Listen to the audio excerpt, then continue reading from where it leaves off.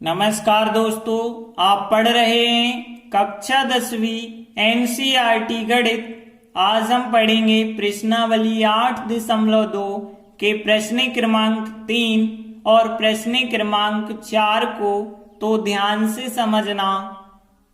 तो देखिए, अभी तक हम त्रिकोणमितीय अनुपात की ये सारणी जो हमने आपको बताई थी, ये सब पे बनने लगी होगी, क्योंकि सवाल जितने भी हैं इसी के प्रयोग से करने हैं। तो देखिए, प्रश्न 3 क्या है। यदि tan a प्लस बी का मान करनी 3 हो और tan a माइनस बी का मान 1/करनी 3 हो, तो हमें a और b के मान ज्ञात करने हैं।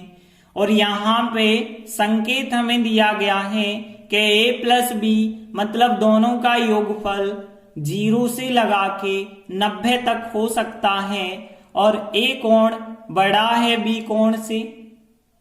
तो देखिए, यहाँ पे क्या हमें दिया गया है, एक चीज ये दी गई है और एक ये दी गई है। तो पहले हमने इसको लिखा tan a प्लस बी का मान करनी 3 दिया गया है। देखिए, और आगे से यदि हम सॉल्व करेंगे तो यहाँ पे देखिए बराबर में जो करनी 3 है, करनी 3 हम पता करेंगे tan में कितने अंश का मान है। देखिए, यहाँ पे tan लिखा है, इस वजह से हमें यहाँ पे भी tan में मान बनाना है। तो यहाँ पे tan 60 का मान होता है करनी 3, तो यहाँ 60 अंश लिखेंगे। अब देखिए, यहाँ पे tan ही क्यों बनाया, क्योंकि दोनों साइड का tan कट जाए। यदि दोनों साइड का tan कट जाएगा तो a प्लस बी बराबर 60 अंश आ जाएगा, और इसे हम समीकरण 1 का नाम दे देंगे। अब हमें आगे दिया गया है tan a माइनस बी बराबर 1/3। तो देखिए, हम फिर वैसे ही करेंगे, tan a माइनस बी तो लिखेंगे, बराबर में यहाँ हम फिर tan बनाएंगे, क्योंकि tan हम काटना चाहते हैं। तो tan कितने का मान 1/3 होता है, तो tan 30 अंश का मान 1/3 होता है। दोनों के tan काट देंगे आप, तो a माइनस बी बराबर कितना आ जाएगा, 30 अंश आ जाएगा। ये हो गया समीकरण नंबर 2। अब देखिए, 2 समीकरण हमने बनाए हैं, a प्लस बी बराबर 60 अंश और a माइनस बी बराबर 30 अंश। इन दोनों समीकरणों को हम किसी भी विधि से, जैसे विलोपन विधि से हम हल करेंगे तो a और b के मान हमें मिल जाएंगे। तो विलोपन विधि से हम कैसे करते हैं, गुणांक समान होने चाहिए। तो a का गुणांक 1, b का गुणांक 1, b का गुणांक 1, गुणांक तो समान है। देखिए, यहाँ पे b के गुणांक जो हैं समान हैं, a के गुणांक समान हैं, b के चिन्ह अलग अलग हैं, a के चिन्ह 1 से हैं। मतलब यहाँ पे हम जोड़ भी सकते हैं दोनों समीकरणों को, घटा भी सकते हैं। यदि हम दोनों समीकरणों को जोड़ते हैं, समीकरण 1 और 2 को जोड़ेंगे तो a और a जोड़ेगा तो हो जाएगा 2a, और प्लस का भी और माइनस का भी कट जाएगा, बराबर 60 और 30 जोड़ेंगे तो कितना हो जाएगा, 90 अंश हो जाएगा। और a बराबर कितना आएगा, 90 अंश बटे 2 आ जाएगा, और 2 से जब आप भाग कर देंगे तो फिर a का मान 45 अंश आ जाएगा। तो यहाँ कोण a का मान कितना आ गया, 45 अंश। अब इस मान को हम समीकरण 1 या समीकरण 2 में रख देंगे, जैसे हम समीकरण 1 में रखते हैं।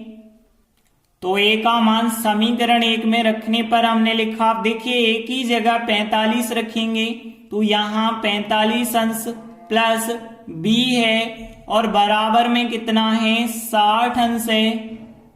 और फिर यदि हम b का मान निकालेंगे तो कितना आएगा, 60 अंश में से 45 अंश का पक्षांतर करेंगे, माइनस का हो जाएगा, और घटाएंगे तो फिर b बराबर 15 अंश आएगा। तो b का मान कितना हो गया, 15 अंश हो गया। और हम अंत में लिख देंगे, अतः a और b के अभीष्ट मान क्रमशः a का मान 45 अंश और b का मान 15 अंश है। तो इस प्रकार प्रश्न 3 कंप्लीट हुआ।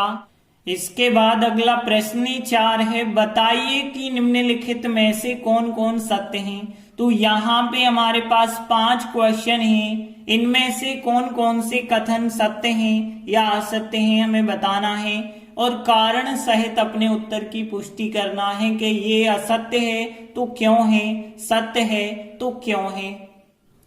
तो देखिए पहला क्या है, साइन ए प्लस बी बराबर होता है साइन ए प्लस साइन बी। तो देखिए हम देखकर तो नहीं कह सकते बराबर होता है या नहीं, हमें ए और बी के कुछ मान रखने पड़ेंगे। तो देखिए हम यहाँ पे ए और बी के कुछ ऐसे मान रखते हैं, जैसे हम ए का मान के चलिए 60 रखते हैं और बी का मान 30 रखते हैं। तो यहाँ पे ए बराबर 60 अंश रखते हैं और बी बराबर 30 अंश यदि हम रखते हैं तो देखिए यहाँ पे क्या मिलेगा, फिर साइन ए प्लस बी मतलब साइन ए की जगह 60 प्लस बी की जगह 30 और फिर यहाँ पे बराबर में साइन ए की जगह 60 और फिर साइन बी की जगह 30। अब देखिए आगे जब हम सॉल्व करेंगे तो यहाँ पे तो हो जाएगा साइन 60 और 30 90 अंश हो गया, 90 अंश हो जाएगा। और यहाँ पे देखिए साइन 60 और साइन 30, यहाँ नहीं साइन को जोड़ के साइन 90 नहीं कर सकते हो क्योंकि यहाँ दोनों के बीच में प्लस लगा है और थीटा के बीच में साइन तो एक ही बार है लेकिन यहाँ साइन अलग अलग बार है। तो साइन 60 का मान हमें रखना पड़ेगा करनी 3/2, साइन 30 का मान 1/2 और साइन 90 का मान कितना होता है, 1 होता है। साइन 90 का मान 1, इन दोनों को आप जोड़ेंगे तो 2 एलसीएम होगा, करनी 3 प्लस यहाँ पे 1 आएगा और बटे 2। आप देख सकते हैं ये आपस में बराबर नहीं आ रहे, एलएचएस का आंसर अलग आरएचएस का आंसर अलग आ रहा है। तो हम कह सकते हैं कि ए 60 और बी 30 यदि हमने रखा है तो ये सत्य नहीं हुआ है, इस वजह से यह कथन असत्य है। तो हमने लिखा कि ये एलएचएस आरएचएस बराबर नहीं आ रहे हैं, अतः यह कथन असत्य है। सेकंड क्वेश्चन है, थीटा में वृद्धि यदि हम करते हैं तो उसके साथ साइन थीटा के मान में भी वृद्धि होती है क्या? तो देखेंगे हम होती है या नहीं होती है। तो साइन थीटा मतलब थीटा का मान यदि हम 0 रखें, 30 रखें, 45 रखें, 60 रखें, 90 रखें तो थीटा के मान में हमने वृद्धि की, तो साइन थीटा का पूरा मान बढ़ता है या नहीं बढ़ता है ये बताना है। तो देखिए थीटा की जगह 0 रखेंगे, 30 रखेंगे, 45, 60 और 90 और इनके मान देखते हैं। साइन 0 का मान 0 होता है, साइन 30 का मान 1/2 और यहाँ साइन 45 का 1/2, यहाँ साइन 60 का करनी 3/2, साइन 90 का मान 1 होता है। अब इन मानों को देख के आप अंदाजा लगाइए कि मान में वृद्धि होती है या नहीं। तो देखिए यहाँ है 0, 0 के बाद 1/2 आ गया मतलब 0.5 और फिर देखिए 1/2 आ गया। यदि यहाँ पे आप सॉल्व करेंगे तो 0.5 से ज्यादा आएगा, फिर और सॉल्व करेंगे तो और ज्यादा आएगा और फिर आ जाएगा अंत में 1। तो यहीं से हमें समझ आ रहा कि 0 से शुरुआत की और लास्ट में पहुंच गए 1 पर, इसका मतलब है कि साइन थीटा के मान में वृद्धि होती है, अतः यह कथन सत्य है। देखिए अगला सवाल भी बिल्कुल इसी प्रकार का है। थीटा में वृद्धि होने के साथ अब हमें साइन की जगह कॉस दे दिया, तो कॉस थीटा के मान में भी वृद्धि होती है क्या? तो हम यहाँ पे भी कॉस 0, कॉस 30, कॉस 45, कॉस 60 और कॉस 90 के मान देखेंगे। तो देखिए कॉस 0 का मान 1 होता है, कॉस 30 का मान करनी 3/2 होता है, कॉस 45 का मान 1/2 होता है, कॉस 60 का मान 1/2, कॉस 90 का मान 0 होता है। अब यहाँ पे आप ध्यान देना, हमने कॉस 0 से शुरू किया और कॉस 90 तक गए, मतलब हमने थीटा के मान में तो वृद्धि की, लेकिन यहाँ पे मान देखिए कॉस थीटा का जो मान था शुरुआत में था 1 के बाद लास्ट में कहां पहुंच गए, 0 पे पहुंच गए। तो 1 से 0 पे गए हैं तो वृद्धि नहीं है, ये तो कमी है, अतः यह कथन असत्य है। अगला सवाल देखिए, थीटा के सभी मानों पर साइन थीटा बराबर कॉस थीटा होता है क्या? तो देखिए यहां पे हमें बताना है ये सत्य है या असत्य। यदि आप थीटा का मान 45 रखते हैं तो साइन 45 कॉस 45 दोनों के आंसर बराबर होते हैं, 1/2 1/2। लेकिन कहा गया है सभी मानों पर, मतलब ऐसा नहीं कि केवल 45 वर्ष के लिए सत्य हो रहा, 30 भी रख के देख लो, 0 भी रख के देख लो, 60 भी रख लो, 90 भी रख लो। तो यहां पे यदि हम 30 रखें, तो यदि हम थीटा बराबर 30 रखते हैं तो यहां पे साइन 30 बराबर कॉस 30 आएगा क्या? तो देखिए साइन 30 का मान 1/2 होता है, कॉस 30 का मान करनी 3/2।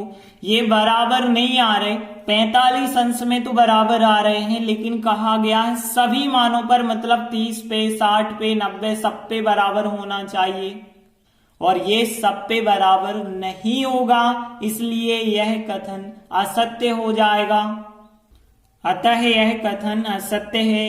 अगला 5वां सवाल है, यदि कोण ए का मान 0 अंश है तो कॉट ए परिभाषित नहीं है, ये कथन सत्य है या असत्य है? तो देखिए हम देखते हैं, इसे हल करते हैं कि यदि हम ए कोण का मान 0 अंश लेते हैं और उस पर हम कॉट ए का मान निकालते हैं, ए मतलब यहां पे ए की जगह 0 रखते हैं तो कॉट 0 अंश। अब कॉट 0 का मान कितना होता है? तो कॉट 0 का मान होता है अपरिभाषित। तो जब कॉट 0 का मान अपरिभाषित है, और अपरिभाषित मतलब होता है परिभाषित नहीं, इसलिए यह कथन सत्य होगा। तो हम लिख देंगे अतः यह कथन सत्य है। तो प्रश्न 4 के 5 सत्य सत्य कंप्लीट हुए। धन्यवाद।